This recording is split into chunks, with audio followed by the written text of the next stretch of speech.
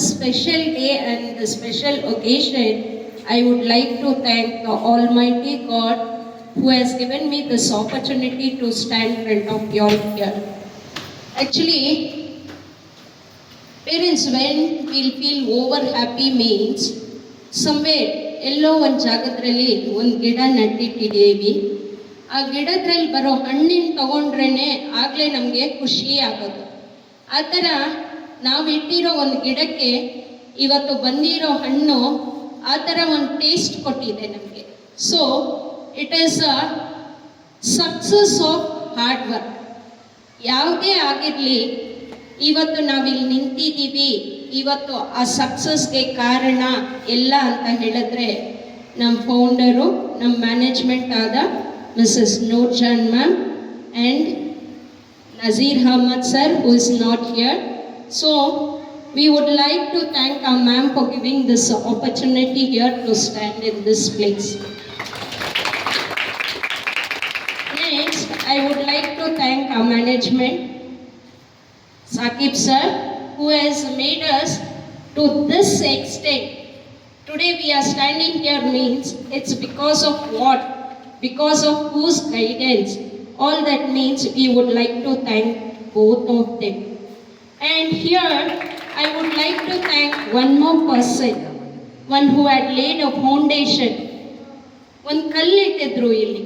ಆ ಕಲ್ಲು ಯಾರು ಇಟ್ಟಿರೋದಂದ್ರೆ ಅನೀಸ್ ಅಬ್ರಾರ್ ಅಹಮದ್. ಆ ಕಲ್ಲು ಎಂಥ ಕಲ್ಲು ಇಟ್ಟಿದ್ದಾರಂದ್ರೆ ಅದು ಒಂದು ಸಮಾಧಾನದ ಕಲ್ಲು. ಆ ಕಲ್ಲಿಂದನೇ ಇವತ್ತು ಇಲ್ಲಿ ಏನೇ ನಡೀಲಿ, ಯಾವುದೇ ಒಂದು ನಡೀಲಿ, ಎಷ್ಟೇ ಗಲಾಟೆಗಳು ಏನೇ ಆದ್ರೂ ಈ ಸ್ಕೂಲಲ್ಲಿ ಸಮಾಧಾನದಿಂದನೇ ಅದು ನಡೆಯೋದು. So I would like to thank him also on this opportunity. So next, parents, ಈ ದಿನ ಹೇಳಕ್ಕೆ ಆಗ್ತಾ ಇಲ್ಲ, ಅಷ್ಟು ಸಂತೋಷ ನಮ್ಮ ಮಕ್ಕಳಿಗೆ. Because of them, it is only because of them. We are just an arrows. ನಾವು ಬರೀ ಒಂದು ಬಾಣ ಮಾತ್ರನೇ. ಆ ಬಾಣನ ಬಿಡೋ what to tell exact word ನನಗೆ ಕನ್ನಡಲ್ಲಿ ಹೆಂಗೆ ಹೇಳಬೇಕಂತ ಗೊತ್ತಾಗ್ತಾ ಇಲ್ಲ. The man, the shooter of that arrow is he. ನಮ್ಮನ್ನ ಆ ಥರ ಒಂದು ಟ್ರೈನಿಂಗಲ್ಲಿ ಈಗ ನಮಗೆ ಅನ್ಸ್ಕೊಂಡಂಗೆ 5 ಬೆಳ್ಳು ಒಂದೇ ಥರ ಇರಲ್ಲ. 5 ಬೆಳ್ಳು ಬೇರೆ ಬೇರೆ ರೀತಿಯಲ್ಲಿ ಇರುತ್ತೆ. ಆ 5 ಬೆಳ್ಳು ನಮ್ಮ ಮಕ್ಕಳು ಎಲ್ಲ ಓದೋ ಮಕ್ಕಳೇ ಅಲ್ಲ.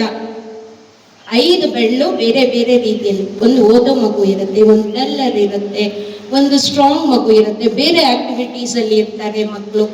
ಇದ್ರೂ ಆ 5 ಬೆಳ್ಳನ್ನ ಯೂಸ್ ಮಾಡಿ ನಮ್ಮ ಟೀಚರ್ಸು ಆರೋಸ್ನ ಶಾರ್ಟ್ ಮಾಡಿದ್ದಾರೆ ಅಂತ ಹೇಳಿದ್ರೆ that credit goes to them only. Okay, so ನಮ್ಮ ಮಕ್ಕಳು ಎಷ್ಟು ರೀತಿಯಲ್ಲಿ ಏನೇನು ಮಾಡ್ತಾ ಇದ್ದಾರೆ, ಎಷ್ಟೋ ವಿಷಯದಲ್ಲಿ ಈಗ ನೋಡಿದ್ರೆ ನಾವು ಈಗ ಸುಮಾರಷ್ಟು ಟೈಮಲ್ಲಿ ಪೇರೆಂಟ್ಸ್ ನಮ್ಮನ್ನ ಕೇಳಿದ್ದಾರೆ, ಮ್ಯಾಮ್ ಈಗ 10th ಸ್ಟ್ಯಾಂಡರ್ಡ್ಗೆ ಸ್ಪೆಷಲ್ ಕ್ಲಾಸ್ ಅವಶ್ಯಕತೆ ಇದೆಯಾ?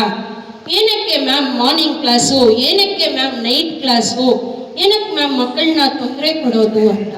ಹೌದು ಪೇರೆಂಟ್ಸ್, ಈ 20 ವರ್ಷ ಎಕ್ಸ್ಪೀರಿಯನ್ಸಲ್ಲಿ ಹೇಳ್ತೀನಿ, ನನ್ನ ಅನುಭವ ಪ್ರಕಾರ ನಾನು ನಮ್ಮ ಮಕ್ಕಳನ್ನ ಹೆಂಗ್ ನೋಡಿದ್ದೀನಿ ಅಂತ ಹೇಳಿದ್ರೆ, ನಮ್ಮ ಮಕ್ಕಳಿಗೆ ಇವತ್ತು ಮನೆಗೆ ಹೋದ್ರು ಅನ್ಕೊಳ್ಳಿ, ಇವತ್ತು ಮನೆಗೆ ಹೋದ್ರು ಅಂದ್ರೆ ಬ್ಯಾಗ್ ಒಂದ್ ಕಡೆ, ನಮ್ಮ ಮಗು ಒಂದ್ ಕಡೆ.